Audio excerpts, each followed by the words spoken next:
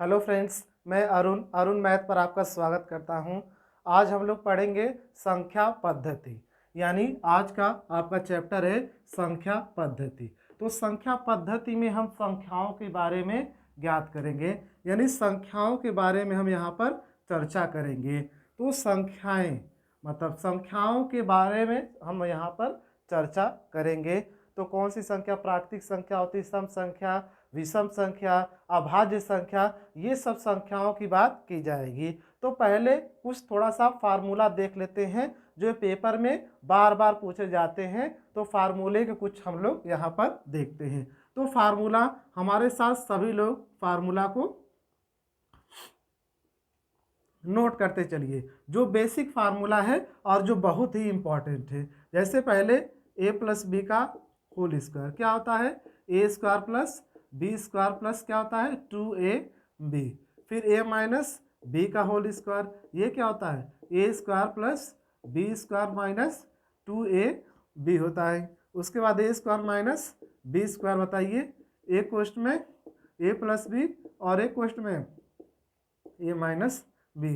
और उसके बाद a plus B plus C का होल स्क्वायर क्या होगा, ये A square plus B square plus C square plus 2 into A B plus B C plus क्या हो जाएगा सी ए हो जाएगा। अब उसके बाद ये पहला है, दूसरा, तीसरा, चौथा है, पांचवा।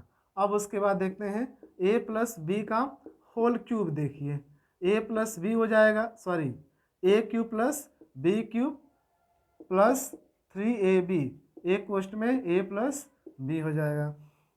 फिर उसके बाद सिक्स देखिए a माइनस बी का होल क्यूब क्या हो जाएगा, a cube minus B cube minus 3ab, question में a माइनस बी।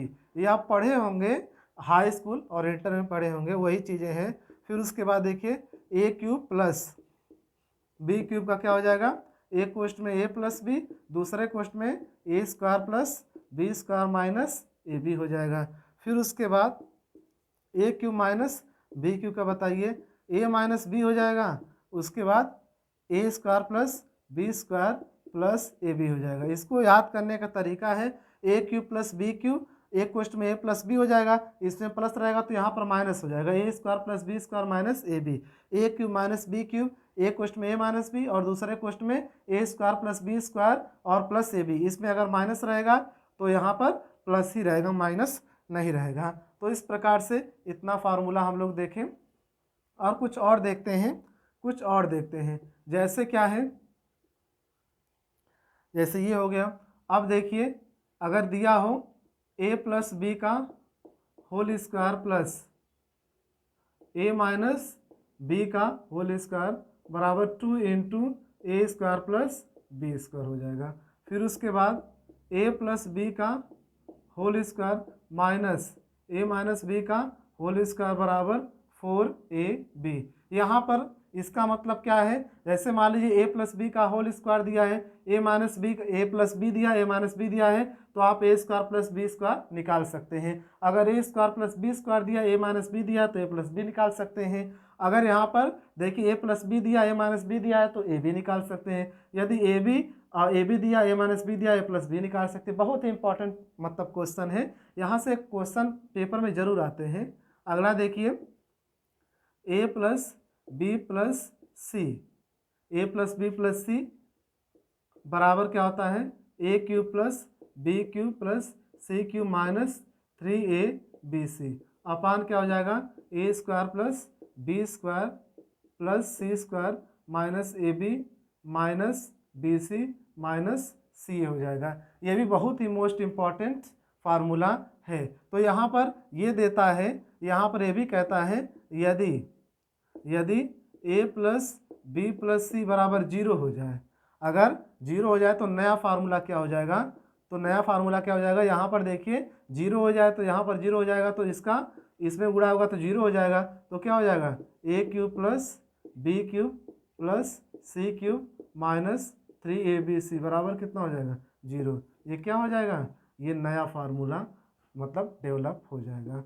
तो इस प्रकार से ये सभी फार्मूले याद रहना बहुत ही ज़रूरी, क्योंकि यहाँ से क्वेश्चन हमेशा पेपर में पूछे जाते हैं। तो ये कुछ कुछ फार्मूले हम लोग देखें, करीब 11 फार्मूले देखें जो बहुत ही इंपॉर्टेंट है। फिर से एक बार रिवीजन कर लीजिए।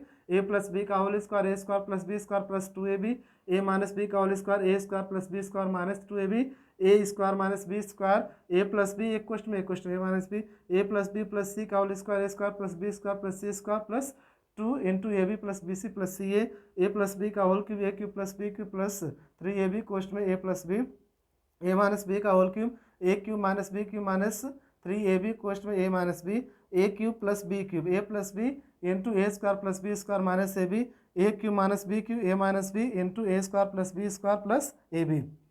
और उसके बाद नवा ए प्लस बी का whole square plus A minus B का होल स्क्वायर बराबर 2 into A square plus B square, A plus B का whole square minus A minus B का होल स्क्वायर बराबर 4ab, और A plus B plus C बराबर क्या हो जाएगा A cube plus B cube plus C cube minus 3abc अपान A square plus B square plus C square minus A B minus B C minus सी।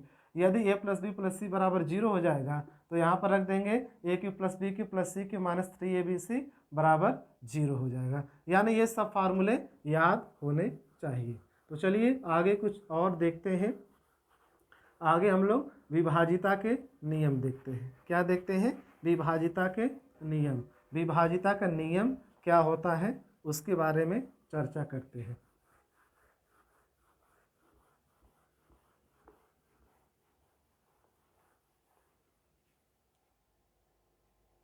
चलिए देखिए विभाजिता का नियम। क्या? विभाजिता का नियम। विभाजिता का नियम हम क्या कहता है? कोई संख्या, जैसे मान लीजिए ये संख्या दी है, अब पूछ दिया जाए ये संख्या किससे विभाजित होती है। ऑप्शन में है 2, 3, 4 और डी है कितना 5 है। तो अब बताना बड़ा मुश्किल है, अब काट के बताना पड़ेगा किससे विभाजित होगी। तो इसके कुछ नियम बनाए गए हैं, यानी मतलब संख्याओं के विभाजन के कुछ नियम बनाए गए हैं। उन्हीं नियम को आज हम जानने की कोशिश करते हैं। पहले देखिए, ध्यान से देखिए, पहला रूल है, रूल नंबर फर्स्ट, पहला रूल है 2 से विभाजिता का नियम। 2 से विभाजिता, 2 से विभाजिता का नियम। अगर 2 से विभाजिता का नियम बात किया जाए तो इकाई दहाई तो पढ़े हैं। यदि किसी संख्या के इकाई और दहाई के स्थान पर जीरो या फिर सम संख्या आती है, 0 या फिर सम संख्या आती है, वो किससे विभाजित हो जाएगा? 2 से विभाजित हो जाएगा। देखिए जैसे मान लीजिए 0 आ गया, या फिर सम संख्या,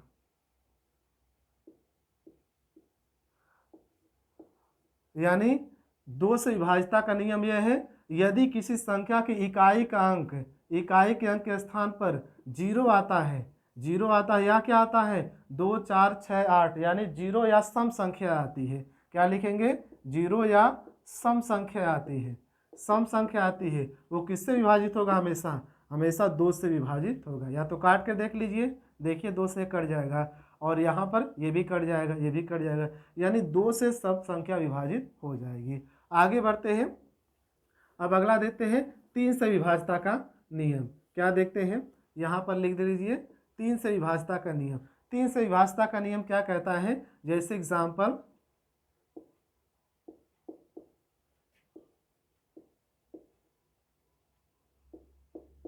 जैसे ये संख्या है, ये संख्या है, 3 से विभाजिता का नियम क्या कहता है? सभी संख्याओं को अंकों का योग अगर 3 से विभाजित हो जाता है तो वह संख्या 3 से विभाजित मानी जाएगी। यानी सभी संख्याओं का अंकों का योग अगर 3 से विभाजित हो जाता है तो वह संख्या किससे विभाजित होगी? 3 से विभाजित हो जाएगी। तो चलिए देखते हैं। देखिए 6 3 9, ये कट जाएगा 3 से। देखिए 7 2 9, ये भी कैंसिल हो जाएगा, और 9 ये भी कैंसिल हो जाएगा, 6 ये भी कैंसिल होगा, 3 ये भी कैंसिल होगा, और 7 2 9 ये भी कैंसिल हो जाएगा। यानी ये संख्या किससे विभाजित होगी? 3 से विभाजित मानी जाए, क्योंकि ये संख्या 3 से सबको विभाजित कर दे रही है। अब आगे बढ़ते हैं। इस प्रकार के बहुत से बड़े बड़े क्वेश्चन आपको मिलेंगे, आसानी से आप हल कर सकते हैं। अब देखते हैं 4 से विभाजिता का नियम। क्या देखते हैं? 4 से विभाजिता का नियम। 4 से विभाजिता का नियम क्या कहता है? यदि दी गई संख्याओं, यदि दी गई संख्या के इकाई और दहाई का 4 से विभाजित होता है तो वह संख्या 4 से विभाजित मानी जाती है। तो देखिए जैसे 4 है, 6 है, 8,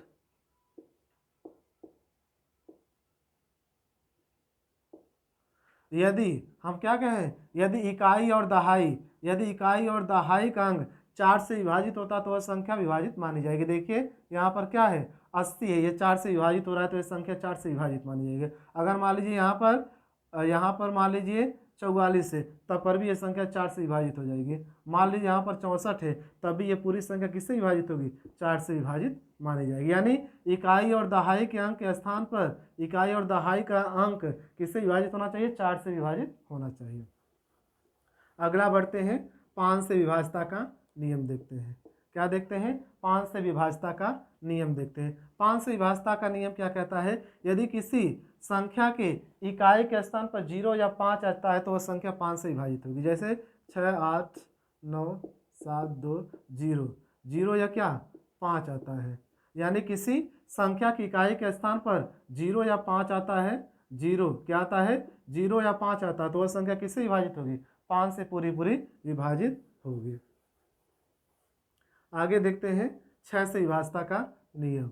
6 से विभाज्यता का नियम, 6 से विभाज्यता का नियम क्या कहता है, अभी आप पढ़ें, अगर 6 का फैक्टर करेंगे तो क्या हो जाएगा, 2 गुणे 3 होगा। जो संख्या 2 से विभाजित होती है और 3 से विभाजित होती है वो किससे विभाजित होगी, 6 से। जो संख्या 2 से विभाजित होती है और 3 से विभाजित होगी, किससे विभाजित होगी, 6 से। 2 से विभाज्यता का नियम क्या है, यदि किसी संख्या की इकाई के स्थान पर 0 या सम संख्या आती है तो 2 से विभाजित होता है। और 3 से विभाज्यता का नियम क्या है, सभी संख्याओं के अंकों का योग 3 से अगर कट जाता है वह संख्या 3 से विभाजित मानी जाएगी। तो यही विभाज्यता का नियम इसमें। जैसे मान लीजिए एक संख्या है 12 है, ये देखिए 2 से भी कट रही है, ये 3 से भी कट रहा है, यानी 2 और 3 इसमें शामिल है, तो ये संख्या क्या है, ये संख्या मतलब 6 से विभाजित है। और देख लीजिए जैसे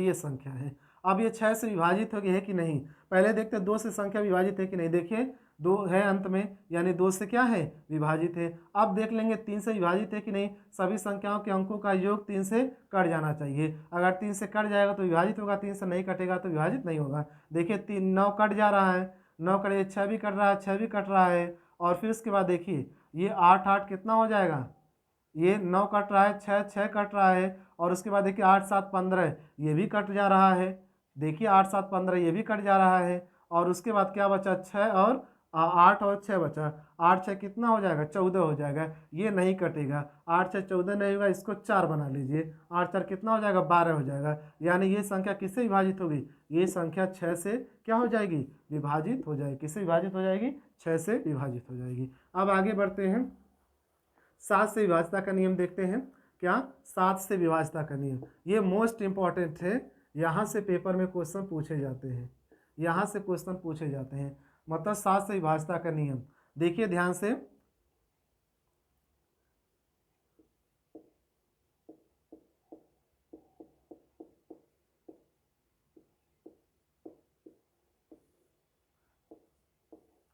सात से विभाज्यता का नियम में 2 पॉइंट है, पहला पॉइंट है और ये दूसरा पॉइंट है।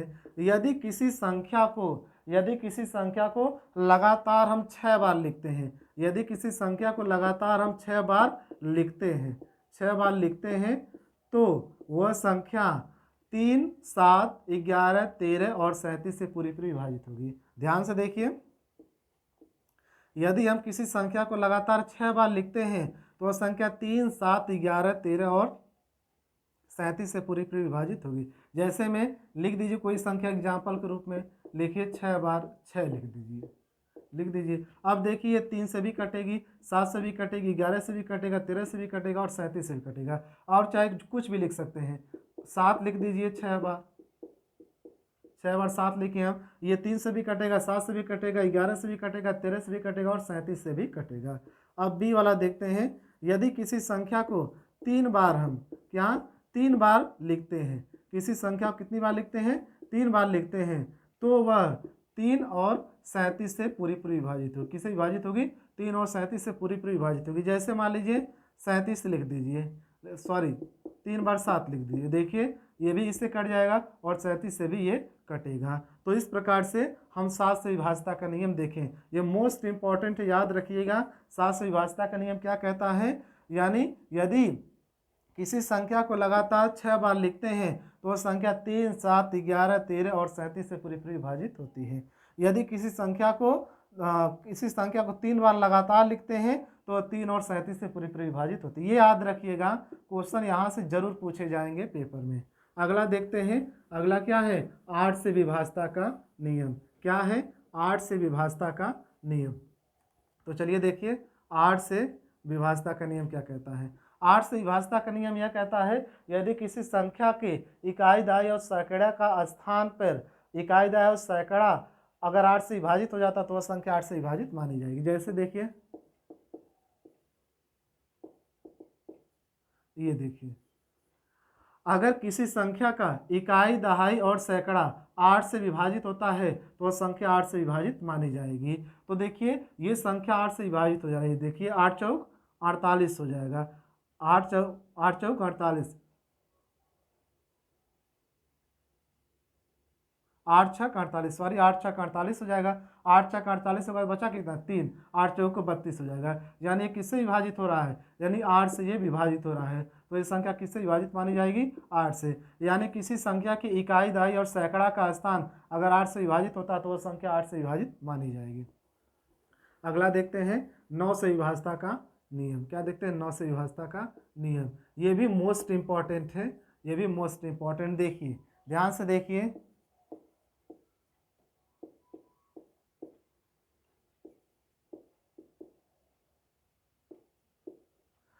9 से विभाज्यता का नियम क्या कहता है, यदि किसी संख्या, यदि संख्याओं के योग, यदि संख्याओं के अंकों का योग 9 से विभाजित होता तो वह संख्या 9 से विभाजित मानी जाएगी। जो 3 से विभाज्यता का नियम उसी प्रकार है, यानी सभी संख्याओं के सभी अंकों का योग अगर 9 से विभाजित होता है वह संख्या 9 से विभाजित मानी जाएगी। जैसे देखिए ये 9 से विभाजित हो जाएगा, ये भी विभाजित होगा, और 7 2 9, 8 1 9, 9 से विभाजित होगा, 6 3 9, ये संख्या किससे विभाजित हो जाएगी, यानी 9 से विभाजित मानी जाएगी। अब आगे चलते हैं, 10 से विभाज्यता का नियम देखते हैं। क्या देखते हैं, 10 से विभाज्यता का नियम। 10 से विभाज्यता का नियम क्या कहता है, यदि इकाई और दहाई, यदि इकाई और दहाई, सॉरी यदि इकाई के स्थान पर 0 आता है तो संख्या 10 से विभाजित मानी जाएगी। जैसे देखिए 0 आता है, अगर 0 आएगा तभी ये संख्या 10 से कटेगी, यानी मतलब इकाई के स्थान पर 0 अगर आएगा तभी संख्या 10 से विभाजित होगी। अब देखते हैं अगला है 11 से विभाज्यता का नियम। देखिए 11 से विभाज्यता का नियम, ये भी मोस्ट इंपॉर्टेंट है। देखिए 11 से विभाज्यता का नियम क्या कहता है, यदि 11 से विभाज्यता का नियम क्या कहता है, यदि संख्या के एक अंक को छोड़कर, संख्या के एक अंक को छोड़कर और उनका योग करते हैं और उनका अंतर अगर 0 आता है या 11 आता है तो संख्या 11 से विभाजित हो जाएगी। जैसे में देखिए, जैसे में देखिए,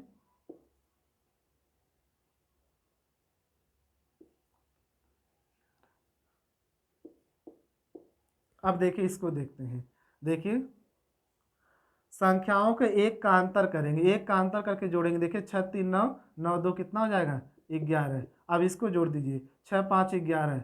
अब इनका अंतर कीजिए, इनका अंतर 0 आए या फिर क्या आए, 11 आए। क्या है, इनका अंतर 0 आए या फिर क्या है, 11 आए। अगर 0 आए या 11 आए तो किससे विभाजित होगा, वह संख्या 11 से विभाजित मानी जाएगी।